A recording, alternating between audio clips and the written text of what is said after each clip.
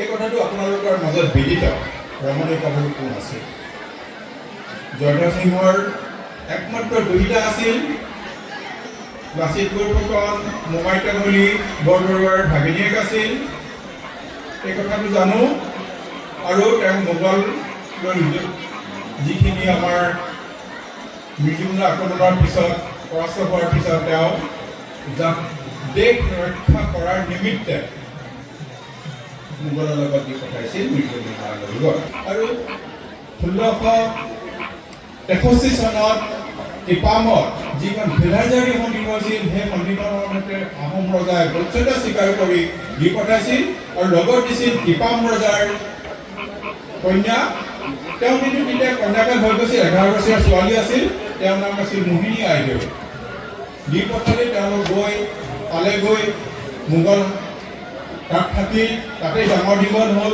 আৰু কোৱা হয় বুৰঞ্জীত আছে ঔৰংজেবৰ বায়েক জাহানাৰা বেগমে মোগল অন্তঃপুৰত আমাৰ কন্যাগৰাকীক ৰমণীক শিক্ষা প্ৰদান কৰিছিল এই কথাখিনি জনা যায় মোগল যিবিলাক কথা তাকেখিনি জনা যায় সাধাৰণতে আৰু এটা কথা এইখিনিতে মই কৈ থৈছোঁ অতি এটা বিদৰ্ভৰ কথা অতি দুখৰ কথা যে সৰু ছোৱালীজনী গুচি গ'ল কোনো খবৰ কাটি নাই ঔৰংজেবৰ অতি মৰমৰ পুত্ৰ তৃতীয় পুত্ৰক আজামতৰালৈ বিয়া দিলে 1,80,000 যৌতুকত দিলে বিয়া হ'ল তেতিয়া তেওঁ 16 বছৰ হৈছিল 16 বছৰ বয়সত তেওঁ বিয়া দিলে আকৌ ৰাজধানী দিলে তেওঁ তিনিগৰাকী ৰাণী আছিল তেওঁ তৃতীয়গৰাকী আছিল তাৰপিছতে তেওঁ ঢাকালৈ আহিল তেওঁ গভৰ্ণৰ পঠাইছিল আজিকালি বাংলাদেশৰ ঢাকালৈ আহিল ঢাকাত থাকোঁতে আমাৰ এই সময়ত আমাৰ উদয়াদিত্য সিংহৰ মৃত্যুৰ পিছত গদাধৰ সিংহ বহালৈকে এইখিনি আহোম ৰাজতন্ত্ৰ অসমত বিৰাট উত্থান পতনৰ যুগ আৰু লালু প্ৰসাদ বৰফুকনে গুৱাহাটীখন নিজৰ জোঁৱাই এই কথাটো কিন্তু যোগাযোগ আছিল জানিছিল যে আজমতৰাক গুৱাহাটীখন উদ্ধাৰ দিবলৈ সিদ্ধান্ত গ্ৰহণ কৰিলে তেতিয়াই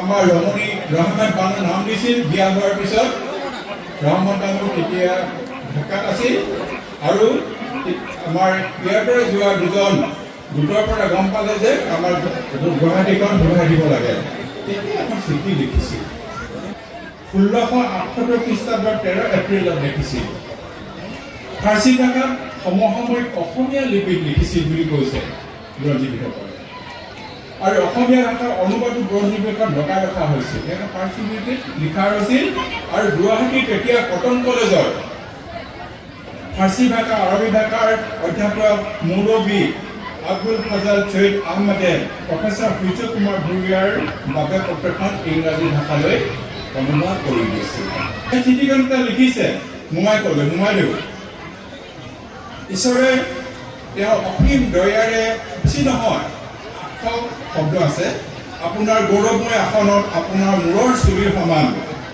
অসংখ্য আশীৰ্বাদেৰে পুষ্ট কৰি আপোনাক তুলক আপোনাৰ দয়াশীল অন্তৰৰ আকাংক্ষাক পূৰ্ণতা দিয়ক আৰু আনন্দৰ মুকুট পিন্ধাওক আশা কৰোঁ আপোনাৰ পৰিয়ালৰ এজন সন্তান হিচাপে যি দূৰ এখন দেশত যে জীয়াই আছোঁ সেই কথা নিশ্চয় পাহৰা নাই অতি গভীৰ কথা এইটো আপোনাৰ সকলোৱে কুশল বাৰ্তা পাবলৈ হাহাকাৰ কৰি আছোঁ এই নিসংগতাৰ লগে লগে মই আপোনাৰ গুণবোৰ হাজাৰ বাৰ মনত পেলাওঁ আৰু আপোনাৰ চৰণত সেৱা জনাইছোঁ মোৰ দ্বিতীয়টো বাৰ্তা হ'ল যে আমি ইয়াত সকলো ঠিকেই ভালেই আছোঁ আপোনাৰ কথা তেওঁ গিৰিয়েক আজমতৰাৰ কথা কৈছে আপোনাৰ মংগলৰ বাবে দিনে নিশাই দয়ালু ভগৱানৰ ওচৰত প্ৰাৰ্থনা কৰোঁ আৰু আপোনাৰ প্ৰতি তেওঁৰ সমংগলময় প্ৰৱণতা থকাটো কামনা কৰোঁ মোৰ বিশেষ ক'বলগীয়া এইটো যে 6 বছৰ এতিয়া শুনি কৈ লিখিছে তেওঁ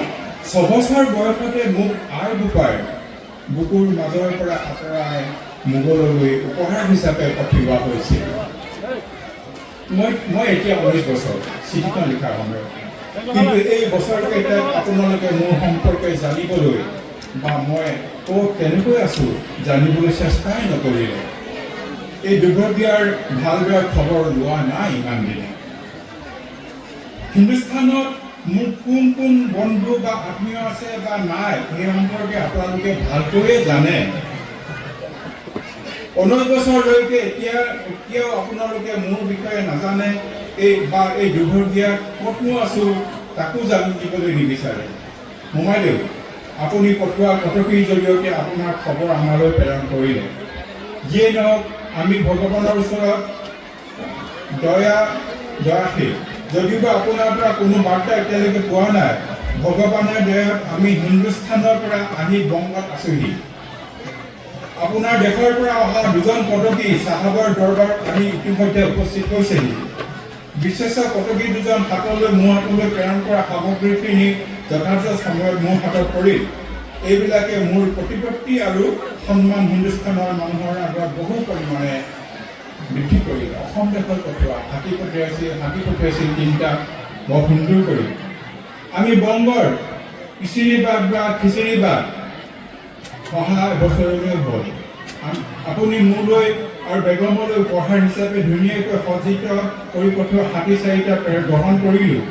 আপোনাৰ আশীৰ্বাদত মোৰ কোনো বস্তুৰে অভাৱ নাই। তথাপিও আপুনি প্ৰেৰণ কৰা উপহাৰবিলাকে আপোনাৰ নাম আৰু যশ খ্যাতি, আপোনাৰ সন্মান আৰু যশ খ্যাতি অধিক উজ্জ্বল হ'ল। কিন্তু মাধৱচৰণ ব্ৰাহ্মণ বাকী কটকীকেইজনৰ হাতত পঠোৱা উপহাৰবিলাক মোৰ হাতত নোপোৱাতে আচৰিত হৈছোঁ। এইকেইটা উপহাৰ আছিল আপুনি পঠোৱা উপহাৰবিলাকৰ ওপৰঞ্চি, আৰু সেইবাবে মই আপোনাক অনুৰোধ কৰিছোঁ, যদি মোৰ প্ৰতি আপোনাৰ মৰম আছে, যিকোনো প্ৰকাৰে এই মইনাজন এই 6 বছৰতে গৈছিল, তেতিয়াই আমাৰ ৰজাই পঠাই দিছিল সেই কাম চোৱা চিতা কৰিবৰ কাৰণে, আৰু তেতিয়ালৈকে মইনা তেওঁৰ লগতে আছে। মইনাক সন্দেহ কৰি আপুনি পঠোৱা দূতকেইজনক বন্দী কৰি থৈছিল। মইনা আহি মোক জনোৱাত মই পাঠশালাৰ সৈতে আলোচনা কৰি কটকীকেইজনক মোকলোৱাৰ ব্যৱস্থা কৰিলোঁ। পাঠশালা তেওঁলোকৰ ওপৰত সন্তুষ্ট হ'ল আৰু একে অনুৰোধ কৰি দূতসকলক 2টা থানা আবণ্টন দিলে। গতিকে মই আপোনাক জনাইছোঁ, আপুনি পৰিয়ালৰ এগৰাকী কন্যা হিচাপে এনে পৰিস্থিতি কি কৰিব পাৰে। সেই সময়ত লালুকলা বৰফুকনৰ গুৱাহাটীখন মোগলক দি দিয়াৰ কথা ভাবি থৈছিল। এই কথাটো তেওঁ কৈছিল। সেয়েহে মই আপোনাক প্ৰাৰ্থনা কৰিছোঁ, মইনা আপোনাৰ ওচৰ নোপোৱালৈকে মই অযথা যিকোনো কাম ক্ষতিকৰ কামটো নকৰিব, অৰ্থাৎ গুৱাহাটীখন ঘূৰাই আনি দিব। সমগ্ৰ ঘটনাৱলী আপোনাক ক'বগৈ মাধৱ ব্ৰাহ্মণে। যি সকলোবোৰ দেখা কথা আৰু আন কথা আপোনাক নিজেই ক'বগৈ। মই আশা কৰোঁ আপোনাৰ সুস্বাস্থ্য মংগলৰ বাৰ্তা সদায় পাব পাৰোঁ, তাৰ ব্যৱস্থা কৰক। ইয়াতকৈ আৰু কি লিখিম। গতিকে এইখিনি কথা আমি জানিলোঁ।